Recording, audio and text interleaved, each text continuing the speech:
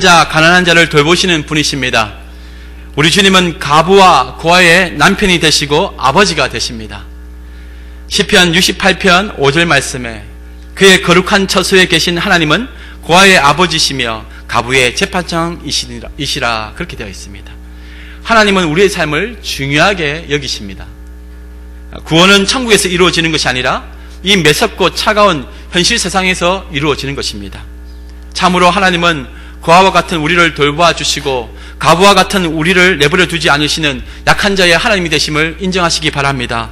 그러한 하나님을 의지하고 믿음으로 살아가는 저와 여러분들 되시기를 주님의 이름으로 축복합니다. 오늘 본문은 하갈과 이스마엘에 관한 이야기입니다. 지난주에 이어서 바로 창세기 16장에 이 하갈에 대한 이야기가 나옵니다. 그리고 오늘 본문으로 이어지는 것입니다. 조카 롯을 포로로 잡아간 그돌라오멜 연합군을 아브라함이 318명의 가소를 이끌고 가서는 대파하고 포로로 잡혀갔던 조카 롯과 수많은 사람을 구해서 돌아옵니다. 그리고 많은 재물도 가져옵니다. 이때 온 나라가 민족의 영웅이라 칭하고 환호를 하였습니다. 아브라함은 그 누구도 함부로 알 수 없는 하나님이 함께 하시는 자라는 것을 온 세상 사람들이 다 압니다. 그런데 이 아브라함이 그러한 환호와 칭찬을 뒤로한 채 어둡고 캄캄한 자신의 천막 안으로 들어가 버리고 맙니다. 이 아브라함에게는 사람들이 알지 못하는 큰 고민이 있었습니다. 그 고민이 바로 자신의 후기자 문제입니다. 하나님이 분명히 아들을 주시겠다고 약속하셨는데 왜 시간이 지나도록 주시지 않는가? 전쟁에서 수십만 명의 그 대군을 쳐부수는 것보다도 지금 내게 더 필요한 것은 나의 뒤를 이을 후계자인데 왜 하나님은 내게 후계자를 주시지 않는가? 그 어둡고 캄캄한 천막 안에 갇혀서 아브라함은 신음하고 있는 겁니다. 이때에 하나님께서 먼저 아브라함에게 나타나십니다. 그러면서 아브라함에게 두려워하지 말라. 내가 너의 방패가 될 것이고 내가 너의 큰 상급이 된다. 그렇게 말씀해 주셨습니다. 이 얼마나 축복의 말씀입니까? 그런데 아브라함은 그 말씀보다, 그 축복의 말씀보다 자신의 마음에 응어러진 그 마음을 보입니다. 하나님, 나는 지금 후사를 이을 후계자가 없으니 저 다메섹 사람 엘리에셀을 내 후계자로 삼겠습니다. 이것은 내 책임이 아니라 하나님 당신 책임입니다. 내게 아들을 주시지 않았기 때문에 나는 어쩔 수 없이 저 다메섹 사람 엘리에셀을 내 후계자로 삼겠습니다. 하나님께 대항하고 있는 겁니다. 이때에 하나님은 단호하게 말씀하십니다. 아니다. 너의 몸에서 난 자가 바로 너의 후계자가 될 것이다. 하나님은 이삭을 준비해 주셨습니다. 그런데 그러한 이삭을 믿음의 눈이 없으니 볼 수가 없고 두려워지는 것입니다. 현실을 바라보니 답답해지고 자신의 몸을 보니 이제 모든 것이 끝날 것 같은데 어떻게 내게 그와 같은 기적 같은 일이 일어나겠는가? 하나님의 말씀보다 현실이 더 다급해지면 그렇게 선택한다는 겁니다. 그때 하나님께서는 이 아브라함을 그 어둡고 캄캄한 천막에서 끌어내셔서 하늘을 보게 합니다. 그리고 하늘의 수많은 별들을 보게 합니다. 이와 같이 많은 자손을 내게 주리라 하나님께서 말씀하셨습니다. 그리고 하나님께서는 언약을 체결하십니다. 제사를 지내게 하시고 그리고 그 언약의 자리에 맹세의 자리에 하나님이 그 짐승 사이를 통과해 버리십니다. 고대 건동에서는 제사 지낼 때에 약속을 할 때에 맹세를 할 때에 짐승을 쪼개어서 그 사이를 약속하는 두 사람이 함께 걸어갑니다. 손을 잡고 걸어가는데 그 말은 그 약속을 어기는 자는 이와 같이 짐승처럼 쪼개버리겠다는 그런 뜻입니다. 그런데 사람은 통과하지 않습니다. 아브라함이 그 사이를 통과하지 않습니다. 인간은 하나님과 약속을 할 수 있는 그런 존재가 되지 못합니다. 하나님은 인간에게 약속하시고 그것을 성취하실 수 있는 분이시지만 인간은 하나님께 약속해서 그것을 지킬 수 있는 존재가 되지 못합니다. 항상 거짓이고 항상 속이고 항상 할 수 없다는 것을 하나님께서는 아십니다. 그래서 하나님께서 직접 그 갈라진 짐승 사이를 통과해 가신 것입니다. 그 뜻은 너희 인간은 나와의 약속을 잊어버리고 실패하고 실수하고 죄를 짓지만은 나는 반드시 내가 너희와 약속했던 것을 이루고 말리라. 신실하신 하나님은 그와 같이 다짐하시고 지나가신 것입니다. 그래서 인간의 연약함과 죄악 가운데서 파생되어진 모든 죄의 결과를 넘어서서 은혜 가운데서 그 모든 일을 성취하신 분이십니다. 오늘 본문 내용도 마찬가지입니다. 하나님의 약속을 믿지 못하고 인간의 생각으로 그와 같은 하갈이라는 이스마엘이라는 대안을 만들어낸 아브라함 앞에서 하나님은 그것이 아니라 말씀하십니다. 그리고 하나님이 직접 그 약속을 지키신 그대로 이삭을 보내어 주십니다. 하나님께서 창세기 15장에 분명히 함께 하시겠다, 그리고 자녀를 주시겠다, 이렇게 언약까지 체결하셨는데도 불구하고 16장에 들어오자마자 아브라함은 바로 하나님을 배반해버리고 맙니다. 돌았으면 하나님의 말씀을 잊어버리는 것이 바로 우리라는 것입니다. 그거와 이거는 다르다는 것입니다. 그래서 아브라함은 지금 하갈을 붙잡고 맙니다. 그것도 사라가 먼저 나서서 자신의 몸종으로 있는 이 젊은 아이, 이 하갈을 줄 테이니 이 하갈을 통해서 자녀를 우리가 만들어내면 되지 않느냐, 그 후사를 보자, 그렇게 제안을 합니다. 아브라함은 어리석게도 그 말에 넘어가고 맙니다. 인간의 연약함을 또한 보게 됩니다. 아담이 먼저 말씀을 받았습니다. 선악을 알게 하는 나무의 씨가를 먹으면 정녕 죽으리라 하나님께서 말씀하셨는데, 그 말씀을 먼저 받은 이 아담이 나중에 하와를 통해서 건네주는 그 선악과를 따먹게 됩니다. 아브라함도 말씀을 받았습니다. 그런데 사라가 건네준 그 선악과 같은 하갈과 이스마엘이라는 대안을 쭉 받아들이고 맙니다. 그런데 그 이후에 이 아브라함의 집안에는 어둠의 그림자가 드리워지고 비극이 일어나게 되는 것입니다. 어린 몸종 하갈을 아브라함은 데리고 이제 삽니다. 그리고 곧 이어서 하갈이 이스마엘을 잉태하게 됩니다. 그때에 이 어린 하갈이 자신의 여주인 사라를 멸시합니다. 나는 이제 자식을 배웠다 이거죠. 나는 이제 자식을 놓게 되면은 이 아이가 바로 후계자가 되는데 옛날처럼 그런 하찮은 비천한 그런 요정이 아니라는 겁니다. 그런데 이 모습을 본 사라가 또 화가 납니다. 그래서 이 부분에 대해서 아브라함에게 따지게 됩니다. 그러면서 문제가 심각하게 진행되게 됩니다. 오늘 우리는 이러한 인간적인 대안을 찾아서 만들어버린 아브라함을 통해서, 또 그 과정을 통해서 우리는 영적인 교훈을 얻게 됩니다. 첫 번째, 율법적인 인간의 대안은 반드시 비극을 가져온다는 사실입니다. 10절과 11절 말씀입니다. 그가 아브라함에게 이르되 이 여종과 그 아들을 내쫓으라. 이 종의 아들은 내 아들 이삭과 함께 기업을 얻지 못하리라 하므로 아브라함이 그의 아들로 말미암아 그 일이 매우 근심이 되었더니. 하갈이 사라에 의해서 박해를 받다가 결국은 강야로 도망가 버리고 맙니다. 그때에 하나님의 사자가 나타나셔서 하갈 보고 도망가지 말고 다시 집으로 돌아가라. 내가 이 뱃속에 있는 이 아이를 통해서 큰 민족을 이루게 하겠다. 그 하나님의 말씀을 전해줍니다. 그때 그 말씀을 들은 이 하갈이 다시 집으로 돌아옵니다.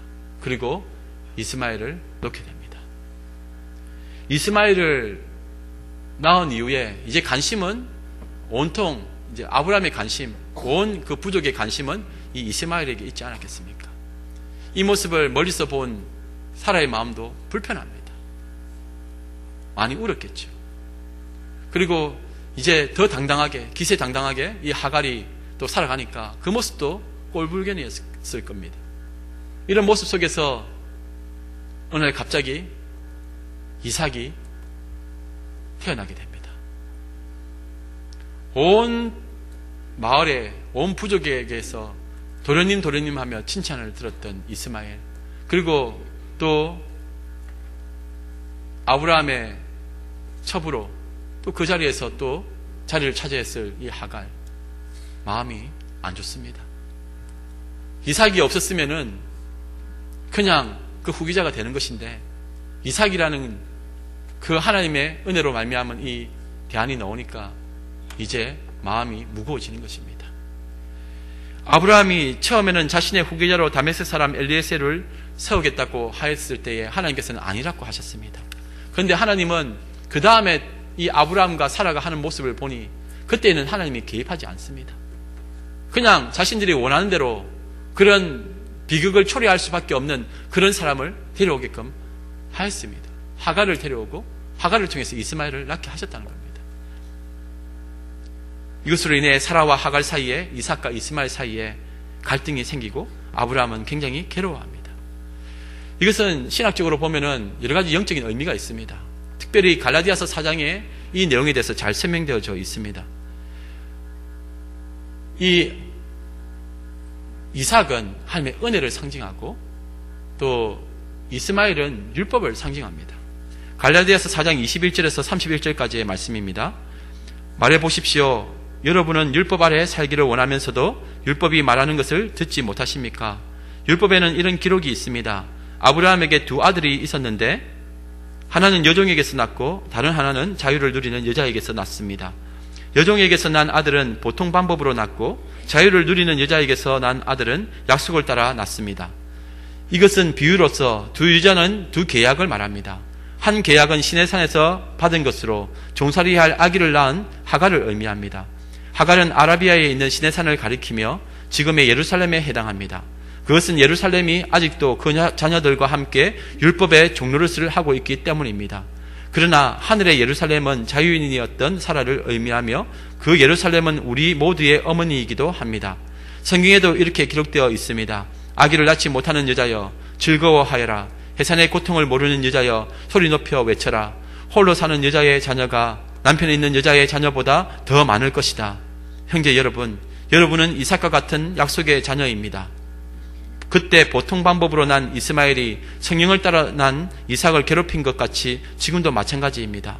그러나 성경에는 이 여종과 그의 아들을 내쳐주세요. 여종의 아들은 자유를 누리는 여자의 아들과 함께 유산을 받을 수가 없습니다 라고 하지 않았습니까? 그러므로 형제 여러분, 우리는 여종의 자녀가 아니라 자유를 누리는 여자의 자녀입니다. 그렇게 말씀하고 있습니다. 갈라디아서 4장에 이 말씀이 분명히 기록되어져 있습니다. 무슨 말이냐? 아브라함이 자신의 대안으로 하갈과 이스마엘을 통해서 그 후계자를 있게 하는 것, 그것이 하나님의 뜻이 아니었다는 겁니다. 하나님의 뜻은 기다림입니다. 그리고 이삭을 통해서 그 후사가 이어지는 것입니다. 그런데 인간은 상황과 환경에 빠져서 자신의 기분대로 쉽게 판단해 버리고 맙니다. 그리고는 하나님의 뜻이라고 생각하고 하나님의 뜻을 구합니다라고 하지만은 결국은 자신의 대안, 이 하갈과 이스마엘을 앞에 두고는 하나님 여기에 복을 주십시오. 내가 만들어 놓은 이 대안에 복을 주시고 길을 열어주시고 함께해 주십시오. 그렇게 요구를 한다는 것입니다. 처음부터 주의 뜻이 무엇인지 분별하지 아니하고 인간의 생각과 합리성을 따라서 판단해버리는 이 아브라함과 사라의 모습이 바로 우리의 모습이라는 것입니다. 하나님께서는 분명히 말씀하셨습니다. 여러분들이 가지고 있는 그 대안이 여러분들을 행복하게 만들 거라고 생각합니까? 그것을 성경에서는 율법이라고 말합니다.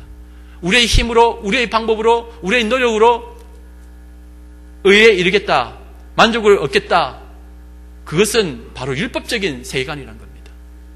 그런데 그것이 아니라 이 모든 것 가운데 하나님의 은혜가 있어야 합니다. 우리의 구원도, 우리의 만족도, 우리의 사업도, 우리의 모든 삶의 모든 부분도 다 마찬가지. 하나님의 은혜 아니면은 아무것도 할 수 없는 연약한 존재입니다. 그렇게 고백하고 나가는 사람들이 바로 보험주의적이고 바로 은혜주의적인 우리들의 삶이라는 것입니다. 그것을 놓쳐버리면은 자꾸 인간의 생각과 합리성을 따라갑니다. 주의 뜻이 무엇인지 말씀과 기도를 통해서 분별하고 그 다음에 그 가운데 하나님의 때를 기다리라면 기다리고 그리고 그것에 타협 없이 믿음으로 달려가는 것, 그것이 순전한 하나님의 사람의 방법이라는 것입니다. 세상은 자꾸 인간적인 대안과 방법을 우리에게 요구하고 있습니다. 교회는 교회다워야 됩니다. 교회가 세상의 방법을 가지고 세상의 방식으로 살아가면 안 되는 겁니다. 성도는 세상의 방식으로 살아가서는 안 됩니다. 성도는 하늘의 원칙을 따라서 하나님을 바라보고 그 은혜 아래 거하는 자임을 기억하며 겸손하게 주의 때를 기다리는 것입니다. 율법과 은혜, 이것은 신약의 중요한 주제이기도 합니다. 내 힘으로, 인간의 힘으로 뭔가를 이루고 완성했다 자랑하는 그 바리새인이 되지 마시고, 나는 아무것도 할 수 없으니 주의 도우심밖에 없습니다. 주여 나를 불쌍히 여겨 주시옵소서. 그렇게 구하고 나아가는 믿음의 사람들 다 되시기 바랍니다. 두 번째로 우리에게 주시는 교훈은 나는 인생 그렇게 살지 말아야 한다는 것입니다. 14절 말씀입니다. 아브라함이 아침에 일찍이 일어나 떡과 물 한 가죽 부대를 가져다가 하갈의 어깨에 메어주고 그 아이를 데리고 가게 하니 하갈이 나가서 브엘세바 강야에서 방황하더니. 성경은 우리의 삶을 돌아볼 수 있도록 모델로 제시하는 사항들이 많이 있습니다. 오늘 이 사건도 마찬가지입니다. 그 모습이 아브라함의 모습만 그렇다는 것이 아니라 제약에 빠진 우리들의 모습과도 동일하다는 겁니다. 아브라함이 선택받은 하나님의 자녀이고 또 믿음의 조상이기도 하지만은 그가 결국은 이런 죄를 낳을 수밖에 없는 연약한 인생이라는 것을 우리에게 보여주고 있는 것입니다. 완벽하지 않은 연약한 인생, 결국은 죄를 짓는 인생이라는 것을 보여주고 있는 것입니다. 우리도 마찬가지라는 것입니다. 그러니 아브라함을 아브라함답게 만들어주신 분이 누구시냐? 하나님이십니다. 그리고 하나님의 은혜가 아니면은 아브라함의 삶은 설명할 수가 없습니다. 그 뒤에 나오는 이삭과 야곱과 12자녀와 그리고 12지파와 그리고 예수 그리스도 오늘의 우리에 이르기까지 이 모든 것이 우리의 선함과 의로움으로 설명할 수 있는 것이 아닙니다. 우리가 구원의 조건과 어떤 하나님 앞에서 만족을 시킬 만한 어떤 그런 것이 있어서 자격이 되어서 이 자리에 온 것 아니라는 겁니다. 전적인 하나님의 은혜라는 것입니다. 은혜 아니면 설명할 수가 없습니다. 성경은 우리의 삶에 대해서 지적하고 있습니다. 율법이냐 은혜냐 이런 신학적인 해석도 중요하지만 또 이 성경을 통해서 삶을 보셔야 됩니다. 이 삶이 무엇인가? 오늘날 나의 삶의 자리에서는 이런 일은 없는가? 돌아보라는 겁니다. 혹 내가 아브라함이 될 수도 있고 혹 내가 사라가 될 수도 있고 혹 내가 하갈이 될 수 있고 이스마엘이 될 수 있기 때문에 이런 상황 속에서 나는 어떠한 모습으로 살아갈 것인가 고민을 해봐라는 것입니다. 여기에 보니까 사라가 하갈을 추천하고 아기를 낳으라고 했습니다.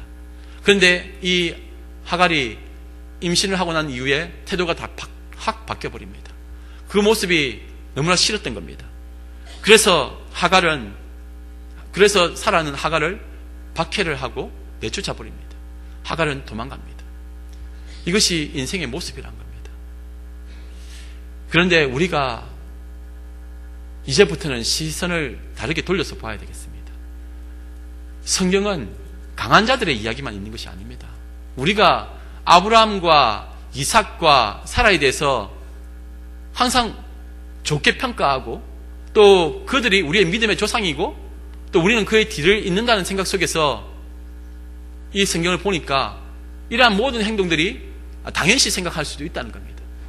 그런데 삶입니다. 삶 속에서 일어나는 이 부분에 있어서 성도의 삶은 어때야 되는가 한번 보시기 바랍니다. 하갈의 입장에서 한번 생각해 보십시오.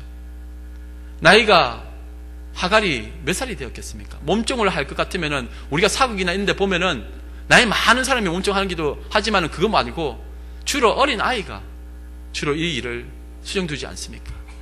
애굽에서 나온 이 아이 부모도 모르고 아무도 모릅니다. 근데 이 하갈이라는 아이를 지금 몸종으로 삼아서 데리고 있는 것입니다. 그리고 이 하갈이 자신의 주인이었던 사라의 말을 듣게 됩니다. 너는 이제 집주인이신 아브라함의 후처로 들어가서 아이를 낳아야 된다. 이게 얼마나 청천벽력 같은 소리겠습니까? 혹시 이 하갈이 또 옆에 있는 돌쇠를 사랑하지 않았겠습니까? 알 수가 없어요.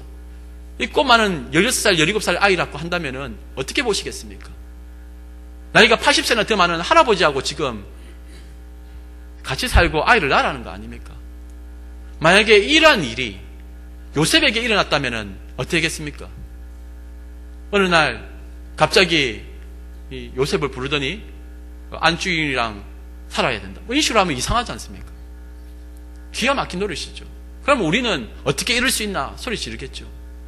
하갈이니까 그래도 된다고 생각하는 것 아닙니까? 하갈도 연약한 인생이란 겁니다.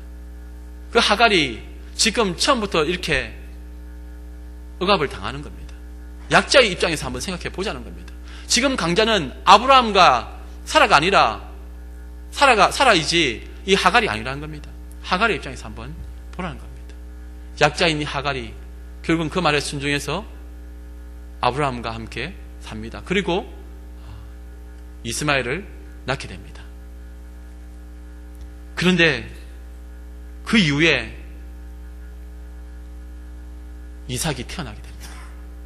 처음에 이스마엘이 태어났을 때에는 전부 다 도련님 하면서 얼마나 칭송을 많이 했겠습니까?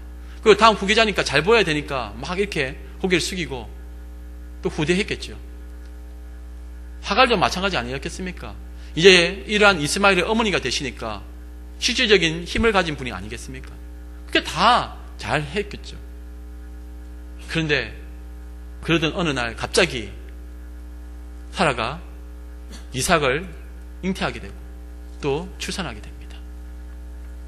여기서부터 비극이 또 강하게 일어나게 됩니다. 젖을 뗀 이삭, 이날을 기념해서 큰 잔치를 아브라함이 벌입니다.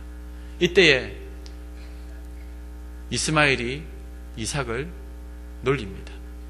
히브리어 원어적으로 보면은 희롱했다 이런 식으로 표현되어 있는데 어떤 식으로 되어 있는지는 자세히 모르지만은 아마 이스마엘 마음에는 굉장히 이 이삭에 대해서 안 좋은 마음, 시기심이 있었던 것 같습니다.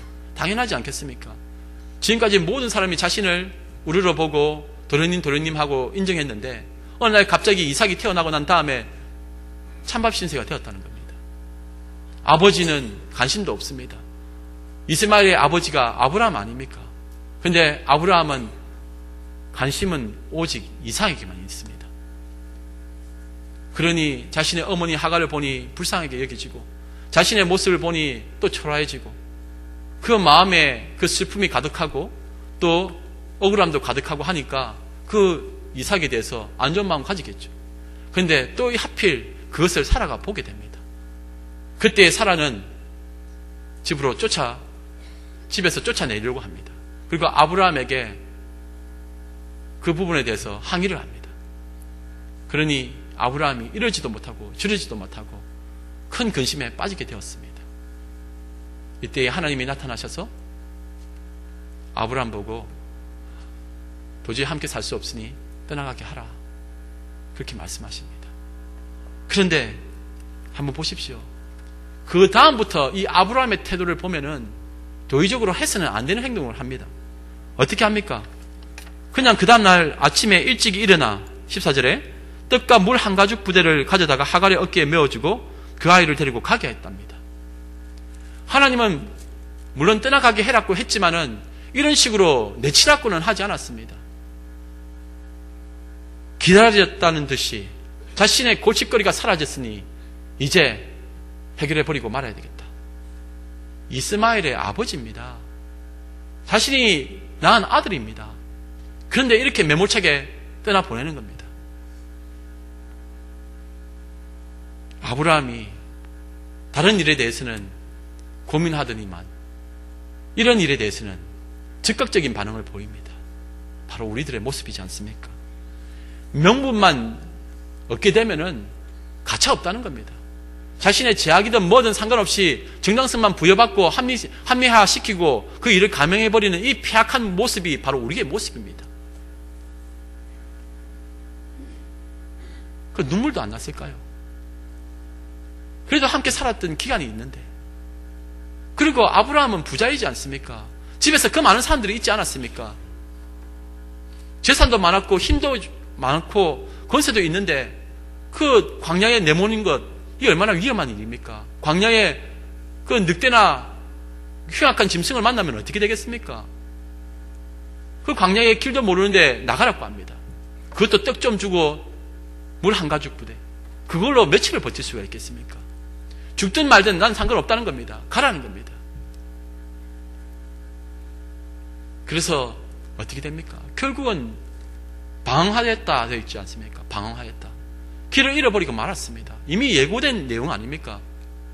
집에서 좀 사람 좀 붙여주고 재산도 좀 떼주고 그리고 말이나 낙타나 이런 것 좀 해가지고는 편하게 그 애굽이나 이런 곳으로 보내주면 되는데 그렇게 하지도 않았다는 겁니다. 얼마나 매몰차게 이렇게 해버립니까? 하나님은 아브라함의 이러한 모습도 다 지켜보신 겁니다. 그리고 또 하갈과 이스마엘도 지켜보신 겁니다. 결국은 이렇게 매몰차게 버렸습니다. 고대 건동에서 여자와 아이만 살아가라는 것, 그건 죽으라는 뜻입니다. 어디에서도 힘을 얻을 수 없고 그 생명은 정말 부지하기가 어려운 시대였습니다. 우리가 입장 바꿔서 만약에 이러한 일을 당한다 하면은 어떻게 했습니까? 우리는 그러한 아브라함의 모습이 없습니까? 이런 사라의 모습은 없습니까? 믿음 생활 잘한다, 하나님 앞에서 기도 열심히 하고 헌금 많이 내고 그러면은 하나님이 다 인정해 주실 것 같습니까? 하나님의 역사 심판이라는 것은 무서운 것입니다. 우리는 시끄러운 거 싫으니까 조용하면 되지 않느냐. 다 잊혀진다. 허물을 덮어주고 남의 비밀은 숨기는 건 맞습니다. 그러나 죄는 허물과 남의 비밀과 다른 단어입니다. 그거는 범죄 행위입니다. 지금 아브라함은 범죄를 했습니다. 성경에 보면은 죄를 지으면은 그것을 숨기고 가리라는 것이 아니라 오히려 그 부분에 대해서 분명하게 지적하고 바르게 가도록 권면하라고 되어 있습니다. 하나님의 역사 심판 왜 무서운 줄 아십니까? 하나님은 시간과 공간을 초월하시기 때문에 그렇습니다. 우리의 기억 속에는 그 장면이, 그 상황이, 그때가 다 사라지고 가물가물하지만은 하나님은 과거의 그때에도 하나님은 계시기 때문에 그때 그 자리에 그 재판정 앞에서 하나님은 지켜보고 계신다는 겁니다.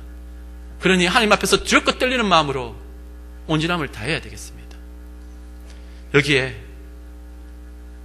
아무런 꺼리낌 없이 자행되는 이러한 모습이 예수 그리스도의 모습은 아닐 것입니다. 믿는 사람이 그러면 안 된다는 거 우리가 잘 알지 않습니까? 그런데 믿음의 조상 아브라함이 이러한 모습을 보입니다. 그러니 모든 사람이 죄를 범하였음에 하나님의 영광에 이르지 못하는 것입니다. 그 죄의 결과가 바로 이런 비극을 가져왔다는 것을 기억하시기 바랍니다. 마지막으로 그래도 하나님이 함께 하신다는 사실입니다. 19절 말씀입니다. 하나님이 하갈의 눈을 밝히셨으므로 샘물을 보고 가서 가죽 부대에 물을 채우다가 그 아이에게 마시게 하였더라. 결국 내침을 당한 하갈과 이스마엘 어디로 가야 될지 몰라 결국은 방황하게 됩니다.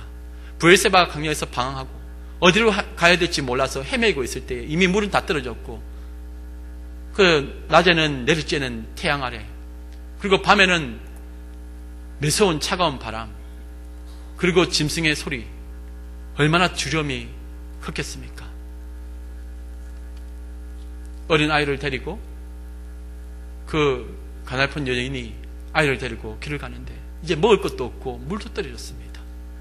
얼마나 많은 원망이 있었겠습니까? 얼마나 많이 섭섭했겠습니까? 아브라함 잘한 것입니까? 사라 잘한 것입니까? 지금 이 모자가 어떤 행동을 합니까? 이제 물이 떨어지고 아이가 죽어가려고 하니까 그 아이를 눕힙니다. 그리고 자신은 그 아이 앞에서 차마 자기 눈앞에서 죽는 것을 보지 못하니까 저 멀리 떨어져서 그 아이를 바라보고 마주보고 웁니다. 내 자식이 죽어가는데 나는 아무것도 할 수가 없네. 지금 내 아이가 아파서 울고 있고 힘들어하는데 난 도무지 할 수 있는 것이 아무것도 없네. 하나님 어떻게 하면 좋습니까? 어떻게 하면 좋습니까? 그런데 그 모습을 보는 이스마엘 비록 어리지만은 그 모습을 보면서 또 어떤 생각했겠습니까? 왜 모르겠습니까? 엄마의 슬픔과 아픔을 모를 것 같습니까? 다 압니다. 우리 엄마가 저기서 울고 있다. 그러니 이스마엘도 같이 통곡하며 우는 것 아닙니까? 서로 의지할 것 아무것도 없는 상황에서 서로 마주보고 서로 죽을 순간을 기다리면서 서로 마주보고 이제 끝났다 생각하고 울고 있는 것 아닙니까? 그게 우리의 인생입니다. 우리가 강한 자라고 생각하지 마십시오. 우리가 바로 그런 내침을 당하는 하갈과 이스마엘이라는 사실을 잊지 마시기 바랍니다. 현실이 그렇다는 겁니다. 때로는 강한 자리에 서서 이런 건세 저런 건세 다 누릴 수 있지만은 그러나 인생은 역전되어지고 어느 순간에 곤두박질 칠지 모릅니다. 아브라함도 애굽에서 구걸하던 신세 아니었습니까? 먹을 것이 없어서 애굽까지 내려와가지고는 결국은 자신의 아내 사라를 그 바로 앞에 팔아버린 것 아닙니까? 그래서 하나님의 은혜로 가까스로 살아나서 또 부를 얻게 되고 또 살만한데, 그러니 또한 이런 안툭한 나쁜 짓을 하는 겁니다. 인간의 모습이란 겁니다. 우리도 하나님을 믿고 예수 그리스도를 통해서 구원받았다고 하지만은 우리의 모습에는 그런 죄의 성품이 들어있는 겁니다. 지금 자신의 이삭이 젖을 뗐다고 해서 큰 잔치를 벌이고 있습니다. 그런데 한쪽에서는 죽음의 자리에서 통곡하며 울고 있습니다. 한쪽에서는 기쁨의 소리가 울려 퍼질 때에 한쪽에서는 슬픔의 눈물이, 통곡이 울려 퍼지는 겁니다. 우리의 기쁨이 그 누군가의 슬픔이 되지 않도록 주의해야 되겠습니다. 오늘날 우리의 기쁨이 무엇입니까? 우리의 만족이 무엇입니까? 여전히 나는 나의 방법을 찾고 있지 않습니까?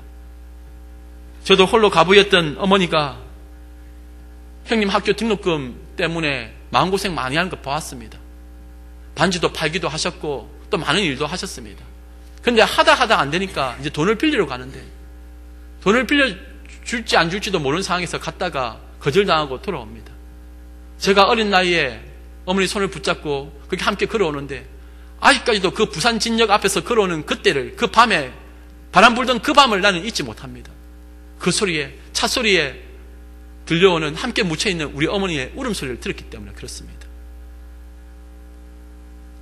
47 젊은 나이에 저희 어머니가 돌아가셨는데, 그런데 하나님은 정말 가부의 남편이 되시고 고아의 아버지가 되십니다. 그때에도 하나님은 함께 살아계셔서 역사하셨고 지금 여기 이 자리까지도 오게 하셨습니다. 앞으로도 그렇게 하실 것입니다. 사람 의지하지 말고 주만 바라보라는 교훈을 얻었습니다. 절대 사람 의지하지 마십시오. 기대도 하지 마십시오. 뭔가를 얻을 생각도 하지 마십시오. 아브라함의 집에서 나올 때에 겨우 준 것이 떡 조금 하고 물 한 가죽 부대입니다. 우리의 삶도 마찬가지입니다. 뭔가를 바라지도 마시고 우리의 소망을 주께 두시기 바랍니다. 하나님은 하갈과 이스마엘을 보호해 주셨습니다. 그들의 눈을 열어주셨습니다. 그리고 샘물을 발견하게끔 만들어 주셨습니다. 이들의 생명은 아브라함에게 달려 있었던 것이 아니라 하나님의 손에 달려 있었던 것입니다. 아버지 아브라함이 해줄 수 없었던 것을 하나님 아버지가 이스마엘에게 해주신 것입니다. 남편이었던 이기적이고 무책임한 그런 아브라함 대신에 하나님이 하갈의 남편이 되어주셔서 위로해 주시고 보호해 주셨습니다. 우리의 위로자가 누가 됩니까? 바로 살아계신 하나님이 되신다는 것을 기억하시기 바랍니다. 우리는 여전히 칠흑 같은 어둠의 세상 가운데 쫓겨난 신세이지 않습니까? 그때에 우리가 통곡하며 올 때, 그때에 우리 주님은 우리의 눈을 열어 살 길을 열어주시는 분이십니다. 오늘도 주의 말씀 가운데서 우리의 눈을 열어주셔서 그 샘물을 마시도록 인도해 주심을 믿습니다. 목마른 우리 영혼이 우리 주님이 보호하시고 생수되신 예수로 충만케 되기를 소망합니다. 이 시간 여러분 함께 이 찬양을 불러보면 좋겠습니다. 주님여 이 손을 꼭 잡고 가소서라는 찬양입니다. 기도 제목입니다. 기도 내용입니다. 여러분 우리 험한 인생길 바라보면서 사람 의지하지 말고 하나님만 바라봅시다. 피곤하고 약하고 넘어지기 쉽고 힘들지만은 끝까지 우리 주님 바라보고 기도하며 살아갑시다. 사람에게 소망 두는 것이 아니라 하나님께 소망 두고 고아와 가부의 아버지가 되시고 남편이 되시는 우리 주님 바라보고 믿음으로 살아가는 저와 여러분들 되시기 바랍니다. 주님여 이 손을 꼭 잡고 가소서.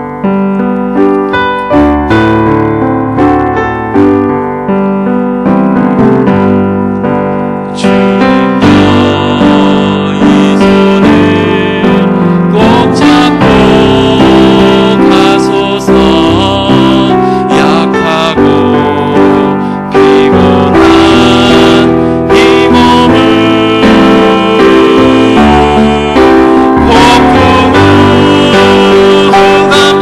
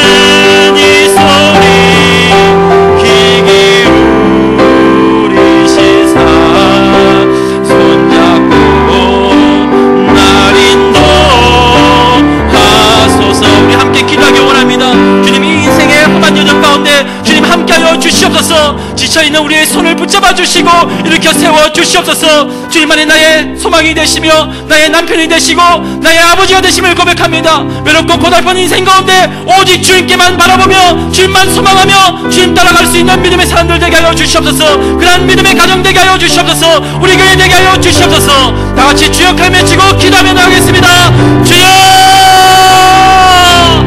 이를 풍성하신 하나님 아버지, 약한 우리 인생을 불쌍히 여겨 주시옵소서. 죄악 많고 허물 많은 우리들의 인생을 주님께서 길을 열어주시고 믿음으로 달려가며 헌신하는 믿음의 사람들 되게 하여 주옵소서.